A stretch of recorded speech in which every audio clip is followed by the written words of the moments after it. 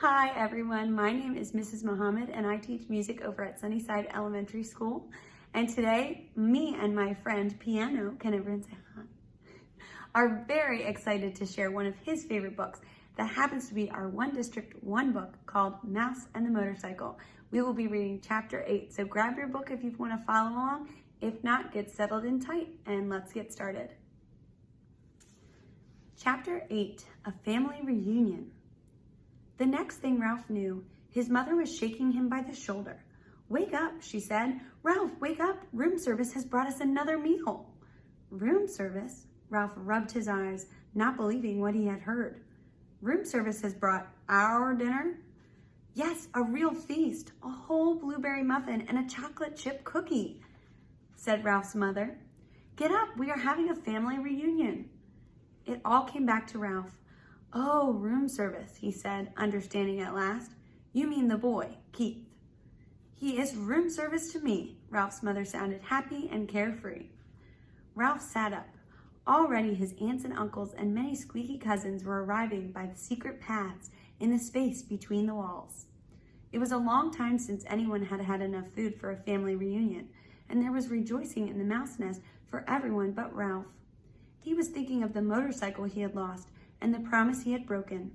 He had a dull, heavy feeling in the pit of his stomach, and he did not feel like celebrating. "Why, there's Ralph," squeaked his Aunt Sissy, who thought she was better than the rest of the family because she lived in the bridal suite, where she led her relatives to believe riches of rice fell to the carpet when the bride took off her hat and the groom shook out his coat. The rest of the family knew Aunt Sissy was not as grand as she pretended to be, because very few brides and grooms came to this hotel these days. "My, how you've grown." Ralph never knew what to say when people told him how he had grown. "Well, well, if it isn't Ralph," said Uncle Lester, who had a nest inside the wall of the housekeeper's office, where the maids dropped donut crumbs every morning at 10 o'clock when they had their coffee. "What's this I hear about you riding up and down the halls on a motorcycle?" Uncle Lester had a way of saying the wrong thing at the wrong time. "My land, a motorcycle," said Aunt Dorothy. "Isn't that pretty dangerous?" "Wouldn't mind riding one myself if I were a few years younger," said Uncle Lester. All the little cousins came crowding around Ralph. "Show us your motorcycle," they squeaked. "We want to ride it. Come on, give us a ride on your motorcycle, Ralph. Huh, Ralph? Come on, Ralph, please." Ralph knew he was expected to be polite to all his relatives, even the squeaky little cousins. Well, embarrassed and ashamed, he looked down at the floor. "I sort of lost the motorcycle in a pile of sheets and pillowcases."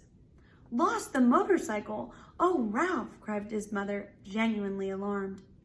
Ralph knew what she was thinking. Did this mean the end of room service? Did she have to go back to pilfering crumbs for his brothers and sisters? "That's a young mouse for you," said tactless Uncle Lester. "Can't take care of anything." "If anybody asks me, I think it's a good thing you lost it," said Aunt Dorothy. "Riding a motorcycle is just plain foolhardy." All the little cousins looked disappointed and sulky. "I don't think he ever had a motorcycle," said one. "I bet he just made it up," said another, and the rest agreed. Ralph felt terrible. The family reunion swirled on around him. The muffin and cookie were divided. Cousins fought over the blueberries. Uncles, usually overweight uncles, asked for second helpings. Everyone talked at once. The little cousins finished their dinner and went racing around the mouse nest. The aunts and uncles raised their voices to be heard above the racket their children made. Suddenly, there came from the knothole a noise that drowned out the squeaks and squeals of young mice at play. Shh! Not a mouse moved. They looked at one another, too terrified to speak. "Psst! Hey, Ralph, come on out," whispered Keith at the entrance to the mouse nest. Ralph's mother gave him a little shove, but no one spoke. With heavy feet, Ralph walked to the knothole, but he did not go into room 215. "What do you want?" he asked. "You and your family better be quiet in there, or my mother will hear you. You know how she is about mice," Keith said. "I don't know why people say things are as quiet as mice. You sound like a pretty noisy bunch to me." Behind Ralph, his relatives began to tiptoe quietly away to their homes, leaving his mother to do all the cleaning up. "Did you have a nice picnic?" Ralph asked, dreading what he must tell the boy. "Yes, we saw an old mining town with a real jail with bars on the windows."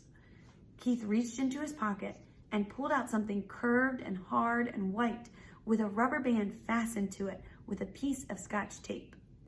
"I brought you a present," he said. "Come on out." Puzzled and curious, Ralph squeezed through the knothole. "What is it?" he asked. Whatever the object was, he had never seen anything like it. "Half a ping pong ball I found down in the game room," said Keith. "See, I padded the inside with thistledown and anchored the rubber band to the top with Scotch tape." "What for?" Ralph still did not understand. "A crash helmet for you." Keith set the half ping pong ball on Ralph's head and slipped the rubber band carefully around his whiskers until it rested under his chin. "There, that's just right. You need it big so there will be plenty of room for your ears. When you ride a motorcycle, you need a crash helmet." Ralph peered at Keith from under his new crash helmet, which rested lightly on his head. He knew he looked every inch a motorcycle racer, but never in his whole life had he felt so ashamed. He longed to crawl off into his hole and never face Keith again, but his conscience, which until now he did not know he had, would not let him. There was nothing to do but stand there in his fine new crash helmet and confess. "You might as well know," he told Keith. "I lost the motorcycle." "Lost the motorcycle?" Keith, who had been kneeling, sat back on his heels.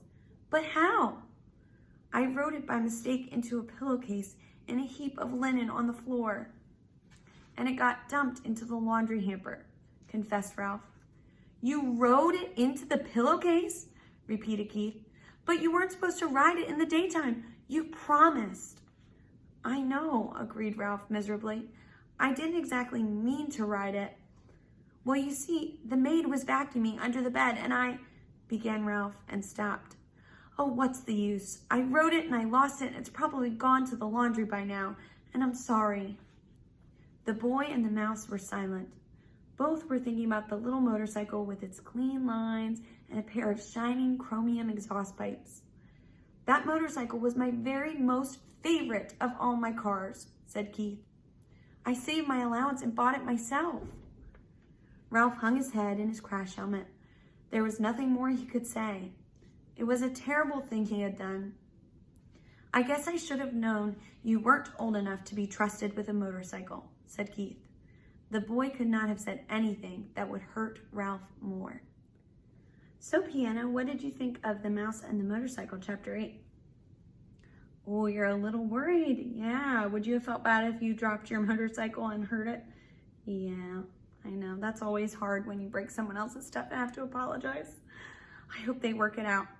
Well, we hope to see you next time for Chapter 9 of our One District, One Book, The Mouse and the Motorcycle. Thanks so much for watching. Keep reading, and we'll see you next time. Bye!